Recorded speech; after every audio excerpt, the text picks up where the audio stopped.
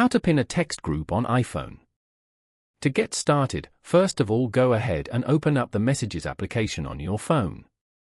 The Messages app on iPhone allows users to send and receive text messages, photos, videos, and other media with other iPhone users via iMessage or with non-Apple devices via SMS or MMS.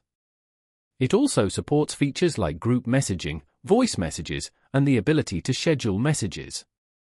You are now in the Messages page. You can view all your messages over here.